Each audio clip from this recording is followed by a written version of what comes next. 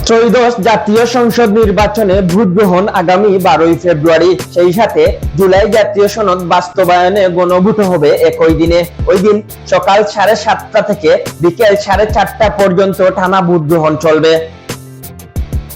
বৃহস্পতিবার 11 ডিসেম্বর সন্ধ্যায় জাতির উদ্দেশ্যে দেওয়া ভাষণে জাতীয় সংসদ নির্বাচনের তফসিল ঘোষণা করেন প্রধান নির্বাচন commissioner AMM Nasir Uddin. BTV ও বেতারে জাতির উদ্দেশ্যে দেওয়া ভাষণের মাধ্যমে জাতীয় সংসদ নির্বাচনের তফসিল ঘোষণা করেন প্রধান নির্বাচন কমিশনার। এবার সংসদ নির্বাচনের সঙ্গে একই দিনে গণভোটও অনুষ্ঠিত হবে। এ দুই নির্বাচনের তফসিল একই সঙ্গে ঘোষণা করা হলো।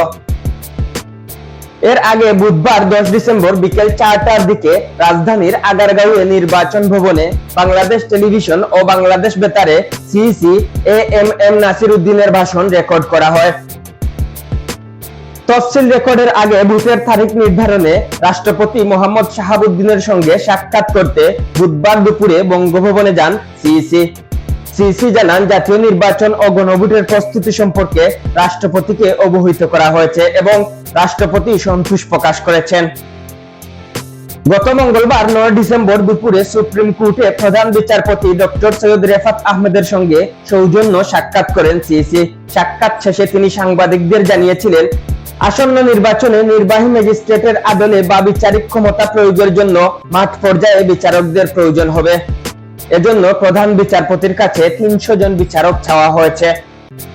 তিনি আরো বলেছিলেন, সুষ্ঠু নির্বাচনের লক্ষ্যে আমরা বিচার বিভাগের সহযোগিতা চেয়েছি। প্রধান বিচারপতি আমাদের সর্বাত্মক সহযোগিতার আশ্বাস দিয়েছেন।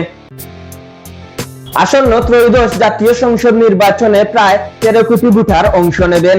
এই বিপুল সংখ্যক ভোটারের বিপরীতে 42,761টি ভোট কেন্দ্র চূড়ান্ত করেছে ইসি। জাতীয় নির্বাচন এবং গণভোট একই দিনে হওয়ায় ভোটের সময় 1 ঘন্টা বাড়ানো হয়েছে। পাশাপাশি সময় বাঁচাতে একটি কক্ষে রাখা হয়েছে 2টি গোপন বুথ। এর আগে নির্বাচন কমিশন জানিয়েছিল ডিসেম্বরের দ্বিতীয় সপ্তাহে জাতীয় নির্বাচনের তফসিল ঘোষণা করা হবে।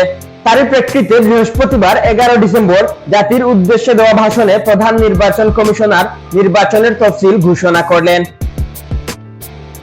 এম কে তুহিন, আধুনিক কাগজ।